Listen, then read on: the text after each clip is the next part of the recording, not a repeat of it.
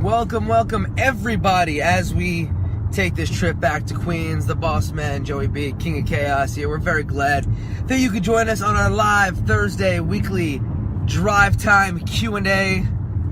Feel free to go ahead and share while you're at it. Like, comment, question, anything you've got. We like this interactive. We like you all jumping in, giving all of your comments and such. Makes things a lot more fun for us when it's interactive. The boss man is sharing it. Like I said, you should do that as well. Boss man, how are you doing on this lovely Thursday night? I'm good. How are you doing? Doing wonderfully. Glad to hear it. He's in a better mood than usual until somebody cuts us off, and then he's going to become Angry Joe. So, we haven't necessarily discussed any kind of... Jesus. See, already. It's happening. Fucking swerving back and forth.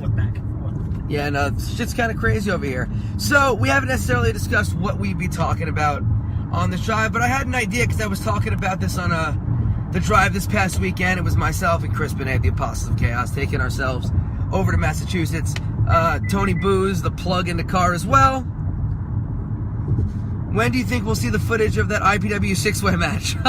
Gibkey, fucking, we should hit up Carlos about that. Carlos usually pretty good about that stuff if we ask. We were discussing the best wrestling moves in the history of the business. Okay. Which is a hard one. Because what makes a wrestling move great? Is it a finisher? Is it because it's effective? Personally, I think wrestling moves that make me leave my seat for whatever reason that is are the best wrestling moves there are. What about you? What do you think constitutes Stunner? Why? Honestly? Yeah. It pops the crowd every time he does it. Stone Cold's a lot of it. Well, it took him quite some time to get that move over, Absolutely. too. You're right. But that's why it's over. The way he did it, too, it took a while to get over. The people's elbow in the same way. No one gave a fuck about the people's elbow for quite some time, and then boom, it starts getting over. It was a huge deal. Than the Rock Bottom was. Right, but I think because that's the people's elbow because of all the interaction, the look, because The Rock is a fucking genius when it comes to actually understanding every aspect of the business. My favorite wrestling move, and this is going to set Joe off completely. My favorite wrestling move of all time was Conan when he used to take his shoe off and throw it at people. Favorite wrestling move of all time. He did that. Yeah, he did. That was part of his fucking moveset. He'd take off his sneaker and he just pounds it into somebody's chest. I don't know. That move. I didn't really watch much Conan. I don't know. That move just popped the ever-loving shit out of me every single time because it was just so fucking ridiculous. Is that really your favorite move of all time? No, I think that my favorite wrestling move of all time, and Neff agrees with me on this, is the pounce. There is nothing that I've ever seen get. Who originated that? Monty Brown? Monty Brown, the pounce. Buffalo Bill, number 99, Sweet Monty Brown. And now it gets done often by bigger dudes on the indies and looks great. I saw Danny Moff nearly knock Rich Swann into the third row with a pounce. It's fucking beautiful. But yeah, I think the pounce to me is one of those moves that stands out as just like, oh man, this is my awesome. move isn't an impactful move. It's just a good move. The crucifix. Like the standing crucifix? And whipped the guy and get behind him, look down him. Yeah, that makes sense. First Bulldog, I think, did it to Bret Hart. I'm trying to see what Tim says. To me, what makes a great move is creativity and simplicity. If somehow it makes any sense. The Orange Crush is awesome. Yeah, honestly, Orange Crush is a pretty spectacular looking move. But it wasn't something that he busted out all the time. That was the great thing. Kobashi. I don't think I don't know what it is. You don't know who Kenta Kobashi is? The move, the Orange Crush. Oh, so he'd pick you up like a suplex, and he would throw you forward and then a powerbomb. It's pretty insane to watch. Buster. No, powerbomb. Throw you forward and land like a sit-out powerbomb, like a doctor bomb. Gourd Buster's a brain buster, right? Gourd Buster is the face suplex. Okay, the one-man gang used to do it. Yes. Okay. The Brain Buster is a brain buster. That was also the Ghost Buster. That's Coco Beware. Yeah, Coco Ware used to call it. But yeah, he would do that and he'd send it into a fucking powerbomb. The other great move out of a suplex was, you know what I'm thinking of here? Steiner Screwdriver. They had a lot of innovative moves. Dude, fucking... So we're talking about wrestling moves here. The tag team, that's Papa Pump. Well, Papa Pump was by that point, he was too gassed up to do much of anything. Exactly. So, I'll go through the fact that Scott Steiner, and the Steiners in general, in their time, were such an innovative tag team. You gotta watch it. I mean, there was a highlight video going, maybe a week ago, of all Steiner Brothers shit. But Scott Steiner used to do Yes, this you know. move where he'd catch you in like a body slam. It was like a power slam position where he'd have you at his chest and he'd backflip with you. And he'd never fucking hit it. He maybe hit it 1 out of 10 times. But it doesn't matter. He hit it on one guy, he'd fuck it up. He'd go for the second guy, he'd fuck it up too. And he would just stand up as if nothing happened. Because Scott Steiner's not fucking human. They're finished. The fucking top rope elevated bulldog. Insanity. They'd also do, they do it with the Samoans whenever they work them, where the Samoans would have Rick up on the shoulders, and the guy would do a dive onto him, and Rick would catch him in a fucking, like, $1 million man power slam. Just ridiculous. Honestly, the Steiner brothers, I think to today's generation, because there's nobody like them, and there's nobody really giving them credit as They much. weren't around long.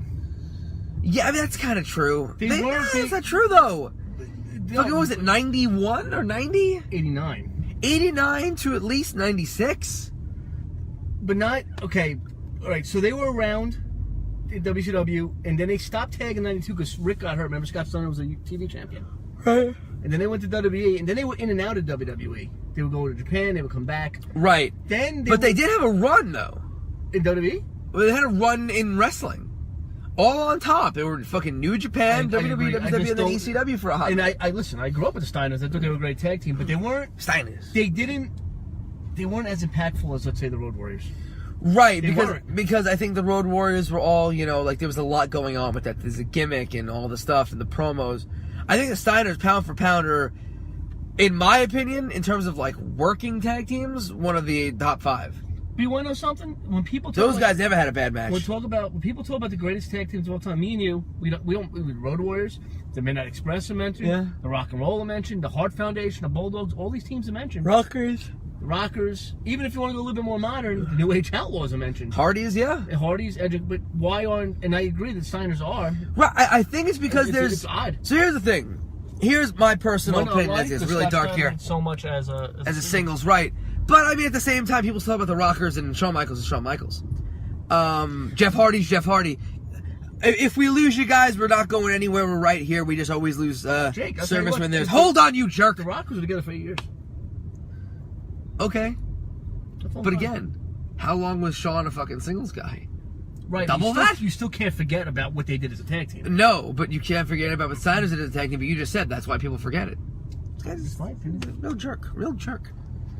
So my reason I think why people fucking don't get the Steiners or don't mention the Steiners or anything like that. The Road Warriors, a team that everyone brings up. How many Road Warrior clones were there? The Rockers. How many or the Rock and Roll Express? Teams like that. How many young teams like that? The fucking Midnights. They had like the Fantastics. All those guys were all similar kind of shit.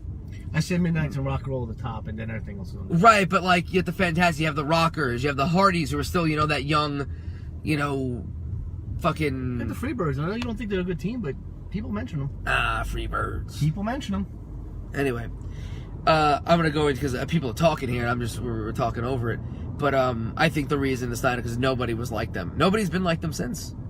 Like, name me another brother tag team who were both fucking college All-Americans and could literally kill you. There's nobody like them. It was a match that's it's not a very popular match, but it was a very good match. Owen and Brett versus the Steiners. It's on one of those Coliseum videos. I probably have that somewhere. You can find it online. No, I probably have it on DVD somewhere. Like somebody converted that for me. Because I have a lot of weird shit on DVD. All right, let's go down here. Road Warriors clothesline, Hawk off the top. Yeah, without a doubt, that's one of those moves. Doomsday. The Doomsday device, where it's just, holy shit. There's no not talking about how fucking innovative that move was. At the time. Even now, it's a fucking cool ass The move. thing with that was the size of those two guys. But dude, the fucking Briscoes do it and it looks great because it's a great move. Those guys doing it in the fucking 80s when a fucking hip toss ended a match. Shit. But I digress. Best move is a super kick. Build it throughout the match, gets countered, miss throughout the match. You can't wait for the guy to hit it, and wham, comes out of nowhere. And I'm talking Chris Adams. I'll be real with you. Super kicks the start. You get the first move of the match now. Yeah, it's true. It's sad. But he's making a point with talking about Chris Adams. I think Chris Adams was a super kick better than anybody. It looked like he took your fucking head off. You know what, Jake? I can't even really comment because I know who he is. I know where he wrestled. I didn't really see much of him. HBK is a very close second because his is just so iconic. Young Bucks are a great super kick. There was no literally if you the crescent kick. That was more of a crescent kick than it was a fucking super kick. Nah, the super kick done by Chris Adams. Any of you guys who don't know who Chris Adams was or have never seen him, he did train Steve Austin, or don't know the super kick that he invented, look that up on YouTube. Every time he threw it, it literally looked like he was kicking that guy's jaw like into the 10th row. Unreal. Best move of all time has to be the Canadian Destroyer from Zeno. I mean, it's certainly an innovative and interesting move. But now that's like bullshit. You know what I mean? That's what it is. At first it was devastating. Now it's just like... Yeah, but then again, wrestling has fucking changed like everything else. They said fucking Harley Race was a spot monkey. Said he couldn't work. So, whatever. Total Elimination is one of my favorite moves. It's Phil Haynes. And I'd agree with you. I like Total Elimination, of course you do. Total Elimination might be my personal favorite tag move of all time. Just because I remember seeing that as a kid. It was just like, holy shit. You know, I like a lot more tag team wrestling moves, double team moves, finishing moves than I do singles. I like tag team wrestling. Yeah. I grew up in the era where tag team wrestling was, you know, it was tag teams. Now, unlike now. Scotty Cerriti says it popped the first time I saw the giant swing drop kick combo. I think Benny and I should start doing that. That works good. He's a big fella. Should I do the giant swing and then you fucking drop kick him as the guy's coming towards you? Who did that though? Mexico's Most Wanted was the one who invented it. Oh, I thought he said the giant, meaning the Big Show. No, wasn't on a swing, Joe. Joker Driver does make everyone cringe, Scotty. I'm with you on that.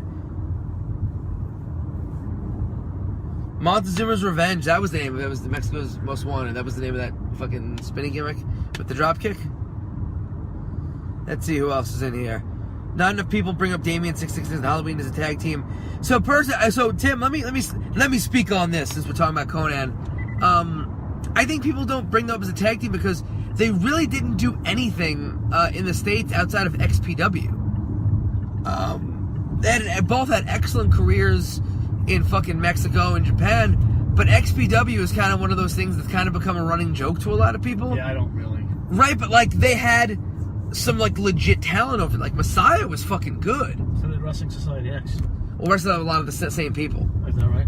But Wrestling Society X also had a ton of guys who fucking made money in WWE too. They had Teddy Hart also, no? Teddy Hart, Jack Evans, huge career. Fucking Jimmy Jacobs, Seth Rollins was in there.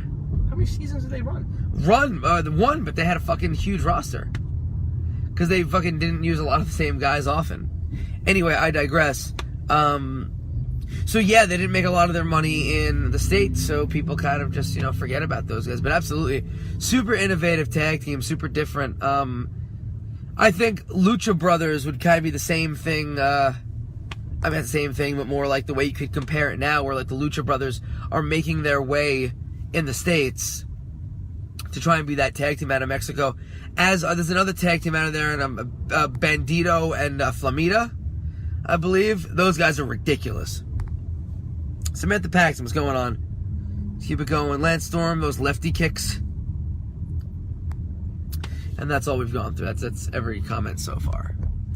Yeah, man, it's one of those things where I think my favorite wrestling moves, personally, are ones that, like a 630 moon flip gimmick.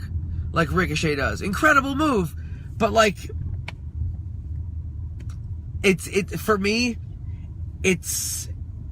You can't put your own stank on that, you know what I mean? Like, again, how many people throw a fucking stunner? There's only one Stone Cold stunner.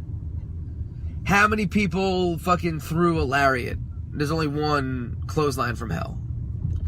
So that's... But both those moves you just named, you're dealing about Austin with the stunning, Antonio JBL with the... Yeah. They didn't invent either one of those moves, though. They have to invent them. Well, I'm just saying. Stan Hansen did the lariat. Okay, Joe, name me 10 people in the 80s who did a figure four. Go. 10 people? 10 people. Name me 3. I can name you 10. Ric Flair, Tito Santana, Greg Valentine. I think Ronnie Garvin did it. Ronnie Garvin. Let's keep going. Fucking, what's his face? Mexican. Buddy Landel. Buddy Landel. Fucking Steamboat would do it from time to time. He would do it from time to time. Why am I blanking on the name? fucking